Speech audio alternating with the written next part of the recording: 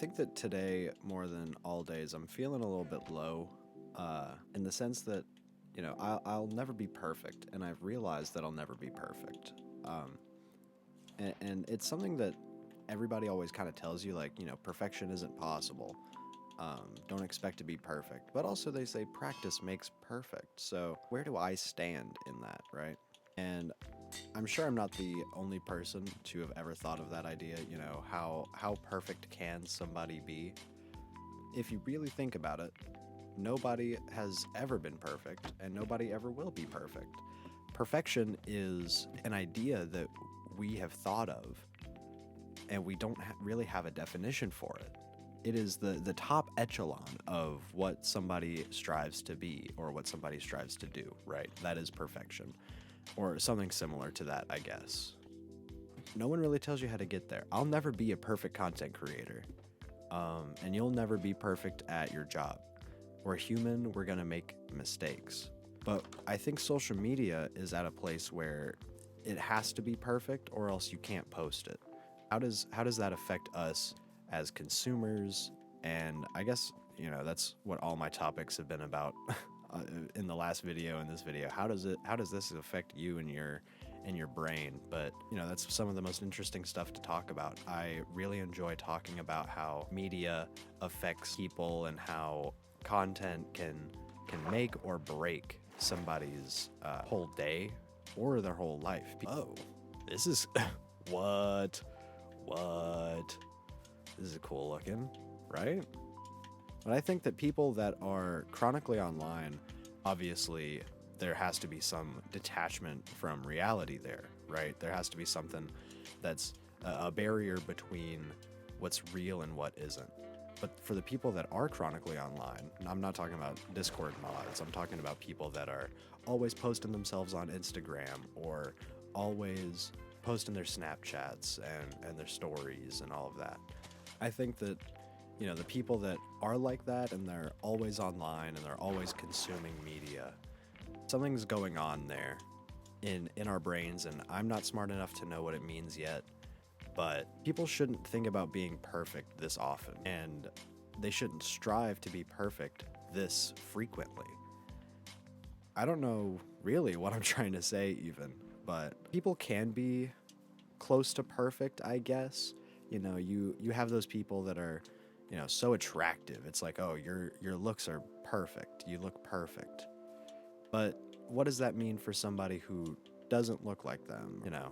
These are all really old topics that I'm not really adding much input to. If you think about being perfect all the time and you stress about it, you're not going to get anything done. And, things aren't really going to change for you because you're not making change, you're just thinking about it. If you really want your life to be as close to perfect as possible, start doing drastic things to change up how you live. But even then, don't expect everything to be perfect for you. Things aren't gonna just happen for you. These things that you want so badly to be perfect, right? It's not a good thing to strive for. It's not an easy thing to strive for.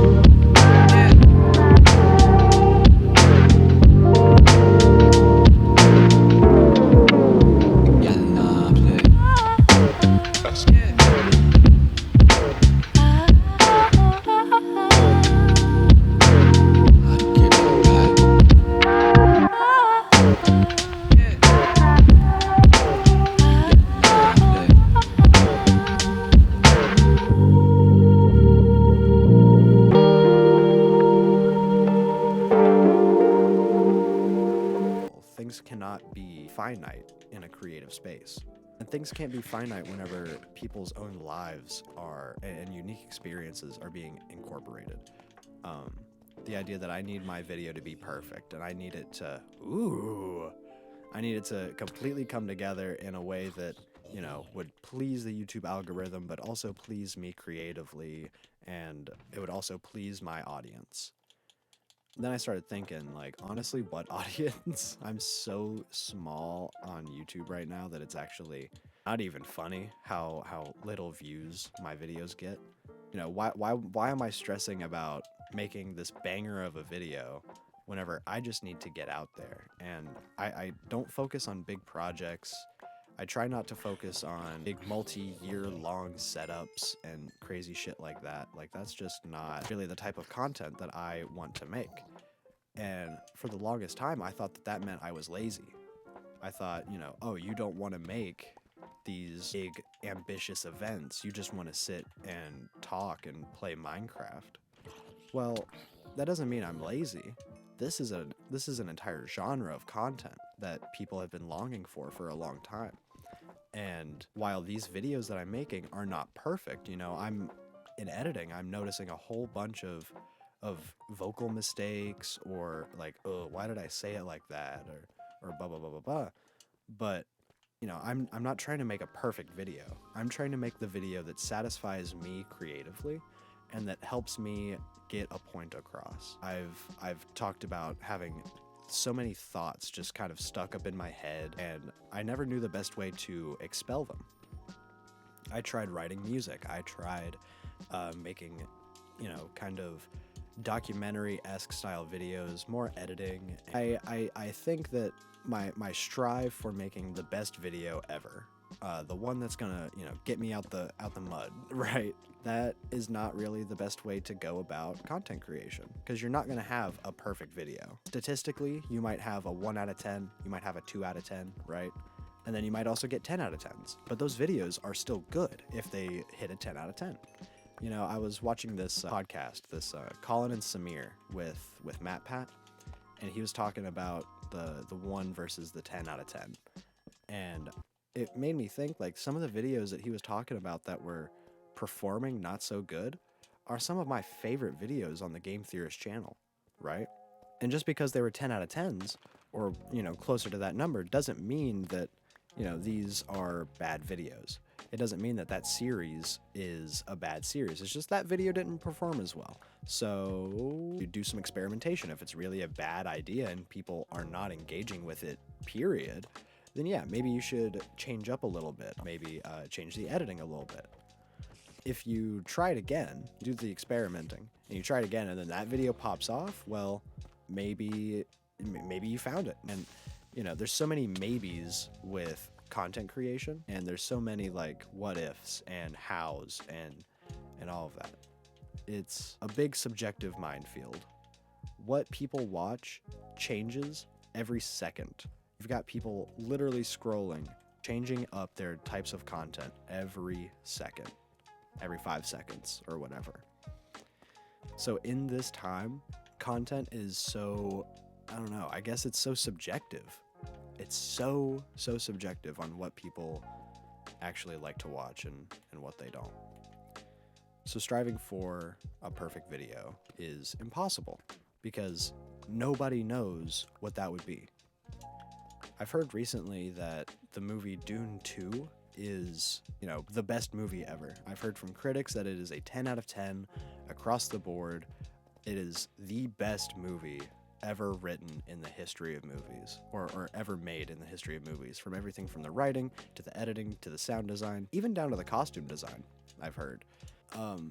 But I never watched the original Dune movie, so if I watched Dune 2, would I still be equally as blown away because it is the greatest movie of all time? I don't think that I would. Oh god, this is actually a really bad situation. Oh god. Stay away. So yeah, would I be equally as blown away without the context of Dune 1, or do I need to watch Dune 1? And then, am I only appreciating Dune 2 because of how much better it is than Dune 1?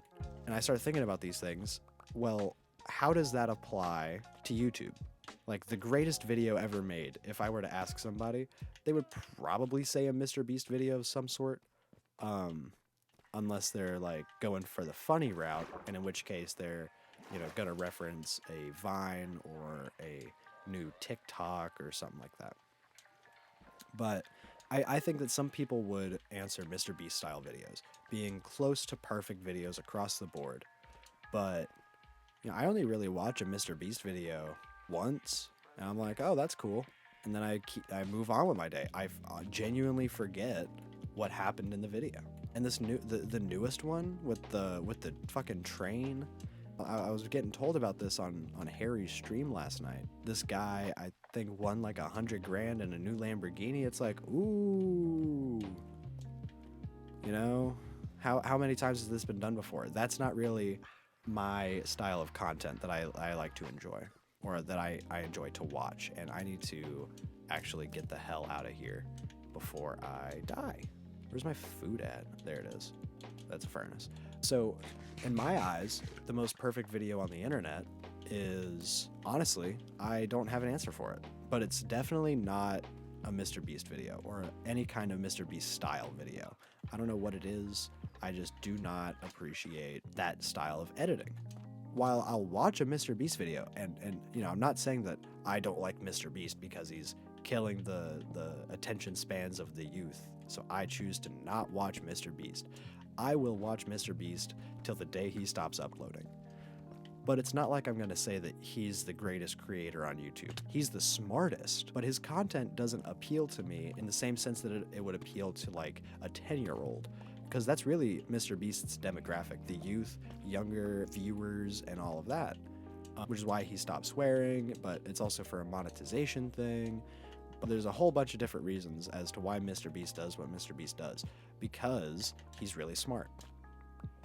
But whenever we're talking about perfect content, and content that we engage with and relate to, and want to show our friends because this is really interesting, or I really like this part whenever they did this, I don't go to Mr. Beast directly. I'll go to old school Minecraft videos, and I'll be like, look, this joke is really funny 15 years later or whatever. And I guess what I'm right now realizing as I'm playing Minecraft is you'll tend to make the content that you engage with the most. I engage with old style Minecraft Let's Plays and deep introspective topics and stuff like that the most. So that's the content that I've, realized that I really enjoy making. Just sitting down, playing a game, and talking. But on the other hand, people like Ryan Trahan, I bet, would, really, they would tell you that Mr. Beast is a solid creator. I bet Ryan Trahan enjoys watching Mr. Beast videos. And that's the type of content that he makes, right? So I wonder how much that relates. Obviously, you're going to create content based on your interests. That's the whole point of YouTube, and that's why people want to be famous so bad in general, just being content creators, because they get to be famous and rich by talking about stuff that they already enjoy.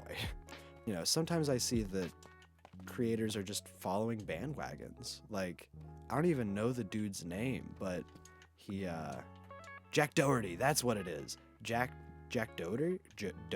Doherty? I don't know that guy. You know who I'm talking about. He just rides trends. I bet that, he watches that same style of content, but he's like watching it to figure out how to game the system. What's the best way to use this to get views?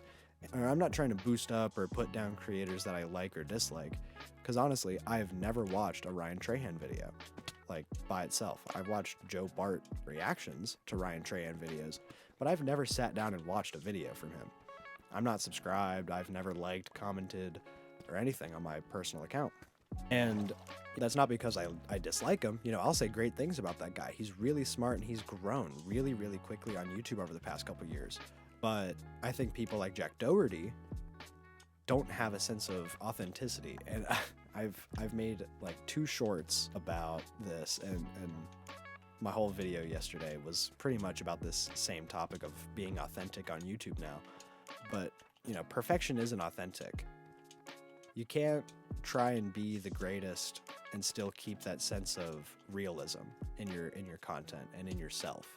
In my personal life, I embrace all of my weird quirks, my weird vocal things, weird style. I wouldn't say that I'm, quirky, embrace yourself type of shit. But I've realized that I just do things differently, and I look at problems differently, and I experience pain and happiness differently than other people. And I've embraced that and turned it around and turned those feelings and those emotions, while some of them are good, some of them are also bad. I've twisted them around to be fuel for making this style of content, this content style that I really enjoy. I'm trying my best to be authentic. I'm trying my best to be authentic to you guys and to myself by staying true to what I really, really enjoy. But I'm also having to find a balance of, what is a good video? What's a good topic? All topics are good topics. You just got to edit them down right, kind of cut out the bits that are a little bit repetitive, and upload it. Whether or not you think that this is a good video, I'm still going to upload it. I'm still going to say that, I put time and effort into it, because I did. But I'm never going to say that it's perfect. I'm also not going to say that I'm striving to be perfect. I'm striving to create the content that best suits what I need it to do in that moment. And if what I need my content to do is, provide just a talking point, a grounds for me to yap, then that's what I'm going to do. And if the time comes that, I can start doing bigger and better projects, then I'll do that as well. If the content needs to go that way for me to feel creatively satisfied. And I think that's how a lot of people should treat it. That's kind of the topic of a Ninja video I watched the other day. It's not up on his channel anymore, but he was talking about how he wants to start experimenting and diving into deeper things. Oh no! And not deeper topics. He just doesn't want to be the high story time guy anymore. And if I do this forever and I gain a following, I don't know that I would want to be the Minecraft commentator forever. Even though that's what I'm really, really invested in right now, and I'm really, really passionate about this. I just think that, I'm about to die here. I'm about to get filzed. No, back up. Oh, I knocked him back with my shield. I didn't even hit him. Okay, I'm going to wrap this up before I die, and then I'm probably just going to log off after I stop recording. Make the content or do the job that makes you feel most fulfilled with yourself. Because if you're not fulfilled with yourself, you're not really going to feel fulfillment from anywhere else, I guess. Is that a moral? I think that's a moral. Anyways, if you enjoyed, please leave a comment. Let me know what you think. And be safe. I'll see you guys next time. Bye.